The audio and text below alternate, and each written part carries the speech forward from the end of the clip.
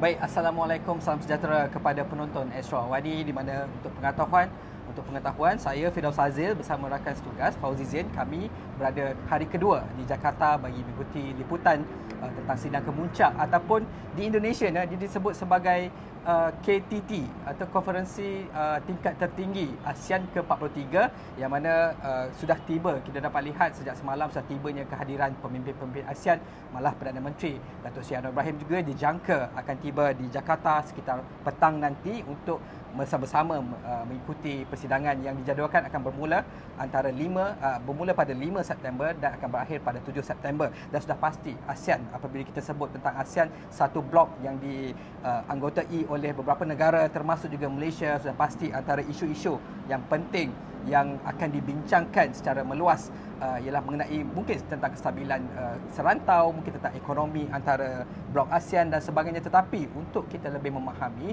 saya tidak keseorangan, saya bersama dengan pakar yang kami jemput khas bersama-sama dengan kami untuk kita lebih meneliti, kita boleh memperhalusi tentang topik-topik yang bakal menjadi agenda diskusi. Bersama saya ialah Profesor Dr. Sofian Yusof yang merupakan pengarah Institut Kajian Malaysia dan Antarabangsa, iaitu IKMAS dari Universiti Kebangsaan Malaysia. Pertamanya Prof, terima kasih banyak kerana meluangkan masa bersama kami dan Astro Awadi. Pertamanya Prof, tapi sebelum kita nak bergerak menuju, kami berada di tempat yang dipanggil sebagai Senayan, dan pemandangannya juga menarik. Tetapi di belakang sana itu yang akan berlakunya perbincangan peringkat tingkat teratas kalau disebut KTT antara pemimpin ASEAN. Mungkin Prof boleh tunjukkan di mana sebenarnya persidangan itu. Okey, terima kasih Firdaus dan juga Fauzi kerana sudi datang ke Senayan.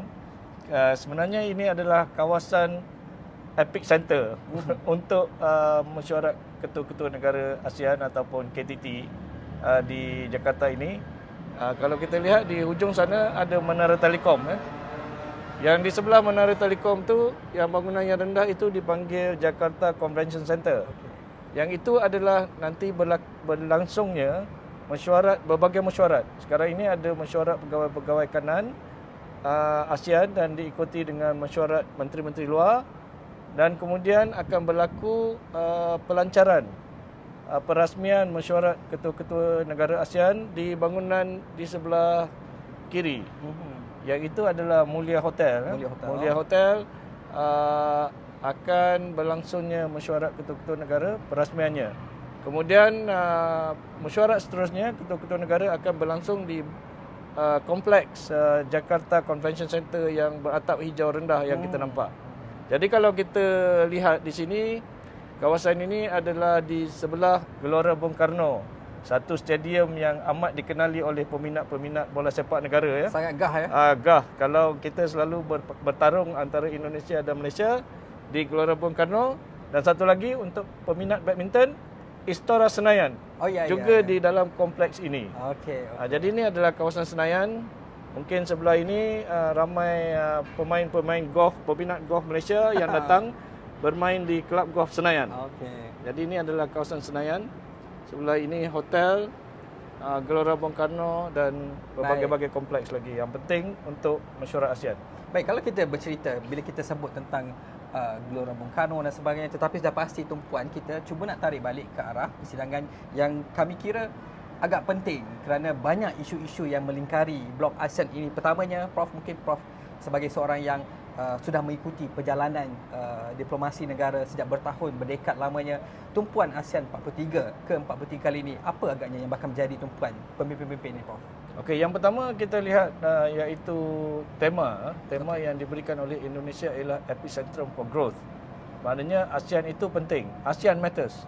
ASEAN adalah satu pertubuhan serantau yang penting, bukan sahaja di peringkat Asia Tenggara, tetapi amat dihormati oleh pelbagai pertubuhan lain seperti Bangsa-Bangsa Bersatu, Bank Dunia dan juga pemimpin-pemimpin antarabangsa China, Jepun, Amerika Syarikat, Korea, Australia, New Zealand, pertubuhan Eropah.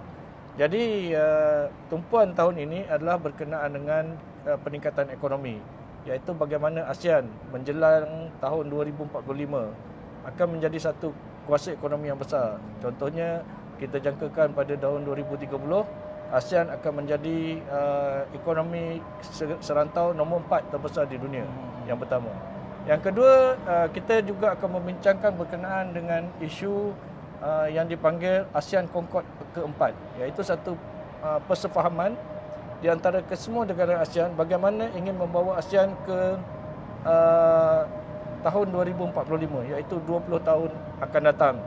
Dan perkara ini akan dibincangkan dengan lebih detail semasa Malaysia menjadi tuan rumah pada tahun 2025. Kerana sekarang ini ASEAN Vision 2025 akan tamat dan Malaysia mengambil alih pada tahun 2025. Kerana itu kepengurusian ASEAN pada tahun 2025 amat penting untuk Malaysia dan juga ASEAN. Okey, bercakap mengenai konteks Malaysia, yang mana Perdana Menteri Datuk Seri Anwar Ibrahim mula diangkat menjadi Perdana Menteri pada November lepas, dan beliau telah menghadiri sidang kemuncak di Labuan Bajo yang kali ke-42 dan ini adalah ke-43, dan juga kita dapat juga lihat Menteri Luar Datuk Dr. Zamri, Datuk Seri Dr. Zamri juga membawa sebelum PM sampai, Dr. Zamri dulu sampai.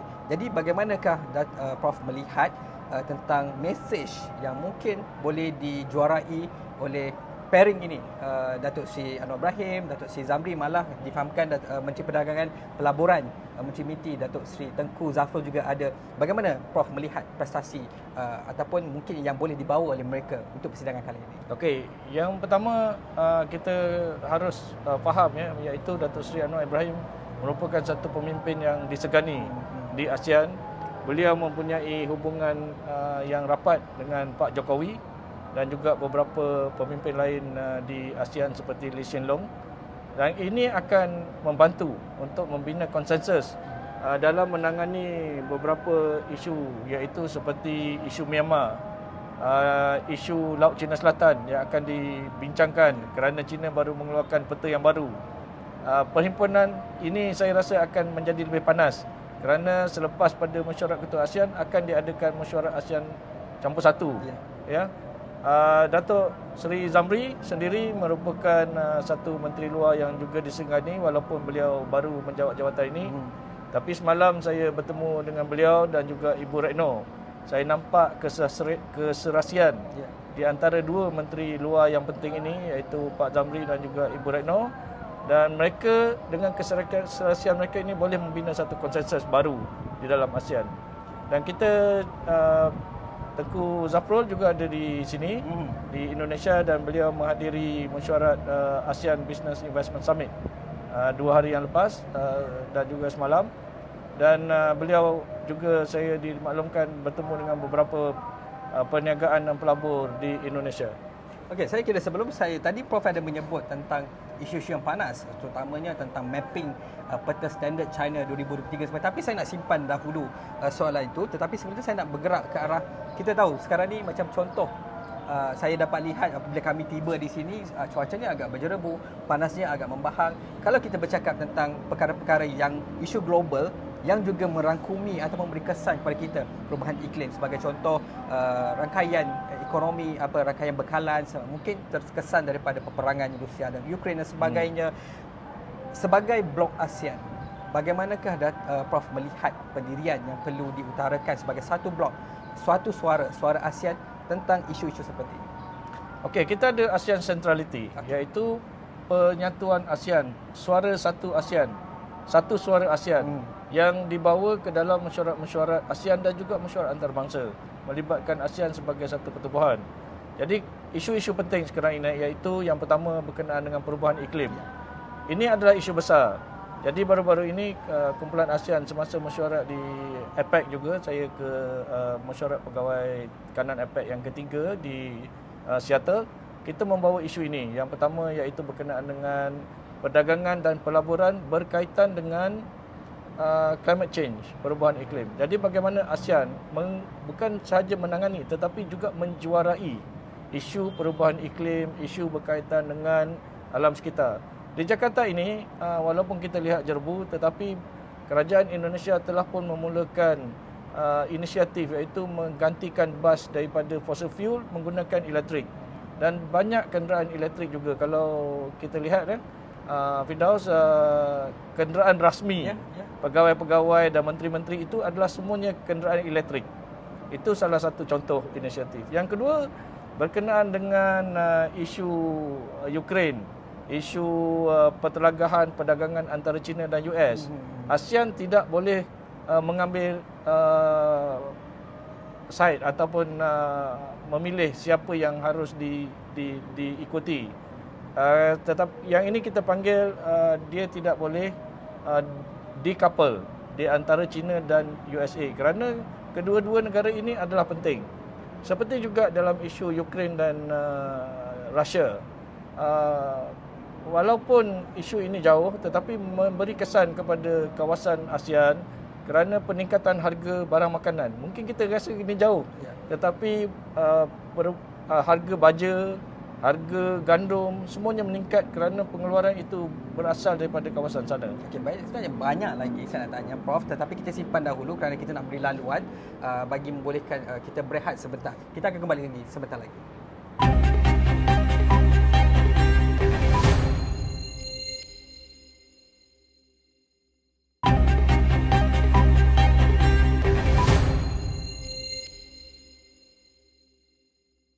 Baik, terima kasih. Kita kembali bersiaran. Saya masih lagi bersama dengan Profesor Dr. Sufian Jusuf yang merupakan pengarah Institut Kajian Malaysia dan Antarabangsa IKMAS dari UKM. Banyak benda yang telah kita bincangkan sebentar tadi, tapi masih banyak lagi saya nak tanya.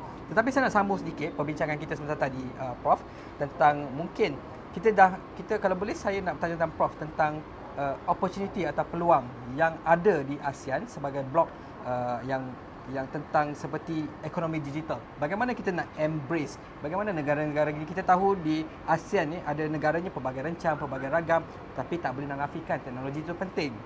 Pandangan Prof. Okey, yang pertama bila kita bercakap tentang ASEAN, ini adalah satu kawasan yang ramai orang muda. Tetapi melibatkan kepulauan.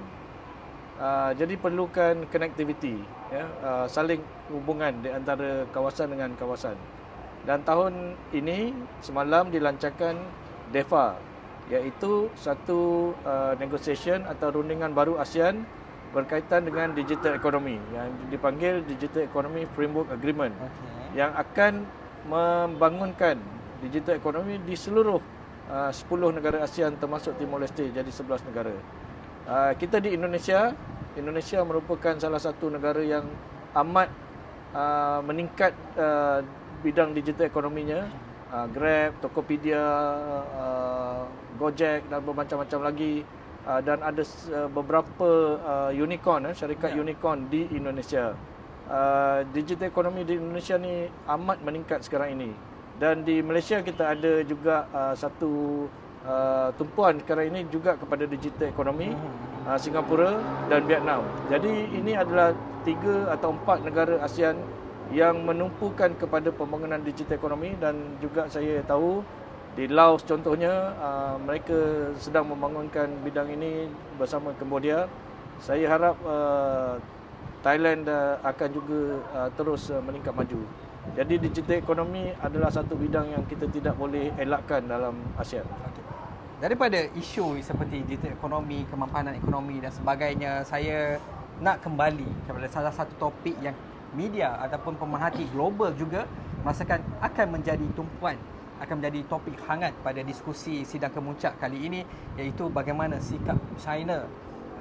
Kita tahu China sentiasa akan mencuba cari jalan untuk menguasai Laut Cina Selatan, tetapi baru-baru ini mereka telah mengeluarkan China Map Standard, peta standard China 2023, yang mana ia orang kata melanggar sempadan EEZ Sabah dan Sarawak.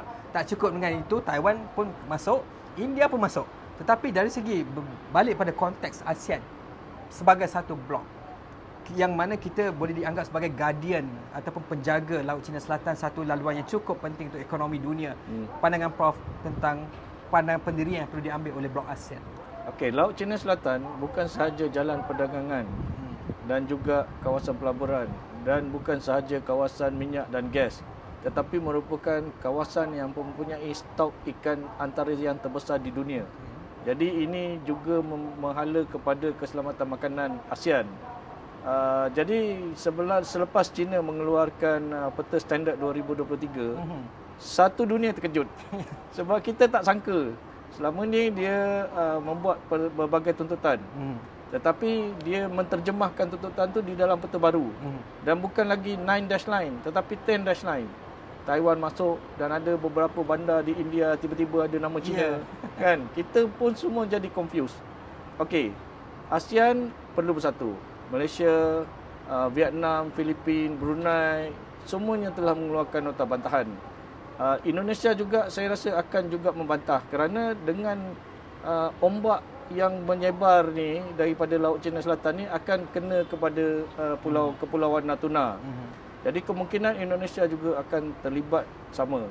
So sekarang ini ASEAN betul perlu bersatu kerana terdapat satu ataupun dua negara anggota ASEAN yang kita rasa menyokong tetapi agak kendur. Jadi bukan sekadar kita perlukan the Code of Conduct in South China Sea, tetapi satu pendirian yang mengatakan South China Sea ini adalah satu kawasan yang tidak perlu ada pergolakan. Okey, China satu hal, tetapi ada juga kuasa lain yang di situ. Contohnya Amerika Syarikat, AUKUS kumpulan AUKUS, Australia, United Kingdom. Jadi kalau boleh, pandangan saya, kita minta semua kuasa-kuasa besar ni tolong jangan buat perangai di kawasan tersebut. Mereka boleh kata okey, kawasan ni kawasan aman, bebas dan berkecuali. Tidak ada gerakan ketenteraan di dalam kawasan Exclusive Economic Zone masing-masing. Tapi saya faham iaitu tindakan US dan beberapa kuasa barat adalah untuk mengimbangi kuasa China dan negara ASEAN juga perlu mempunyai pengimbangan ini. Jadi sekarang ini ASEAN perlu bertegas, tidak lagi boleh bermain ayat-ayat diplomatik yang lembut. Tapi kalau kita tengok Prof, selain daripada tindakan agresif China melalui ada juga mereka aktiviti seperti mengenakan meriam air kepada kapal Filipina baru-baru ini sebagai contoh. Mereka masih meneruskan membuat pulau tiruan dan sebagainya. Pada masa yang sama mereka juga melaksanakan inisiatif One Belt One Road, iaitu menghulurkan bantuan ekonomi, dana sebagainya untuk negara-negara menggunakan mungkin sebagai contoh untuk restructure balik. Pada pandangan Prof, adakah Malaysia dan ASEAN perlu mengambil peluang? Pada masa sama kita punya kawasan kedaulatan ni mungkin sedikit banyak menjadi persoalan juga, terjejas juga. Tapi pada masa sama bantuan dana itu ada pemerhati melihat perlu juga. Tetapi Western Bank pun ada, China Bank pun ada.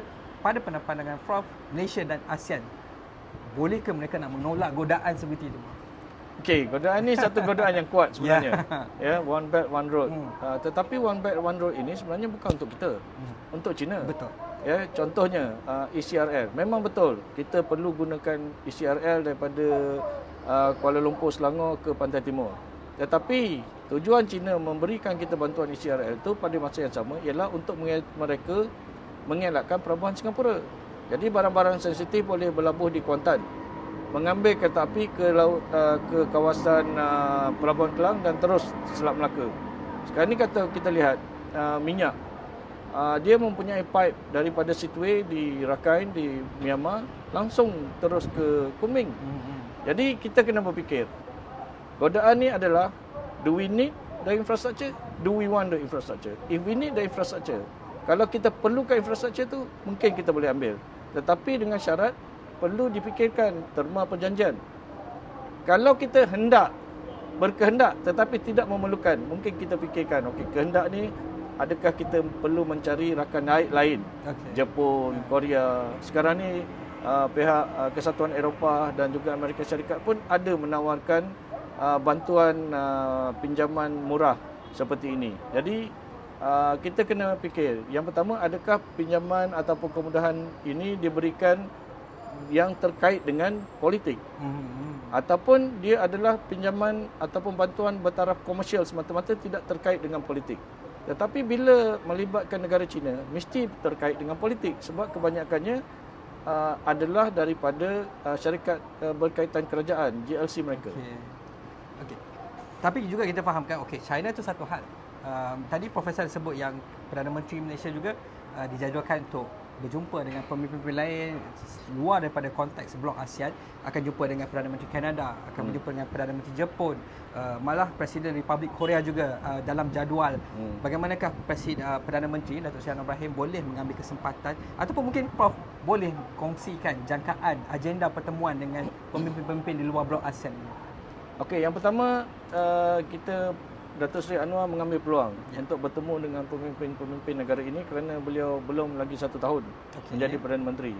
Jadi perlu dibina balik hubungan diplomatik dengan rakan-rakan negara Malaysia ini. Yang kedua, ada beberapa isu lain. Contohnya dengan Korea mungkin dibincangkan berkenaan dengan IPEF, ya, Indo-Pacific Economic Framework.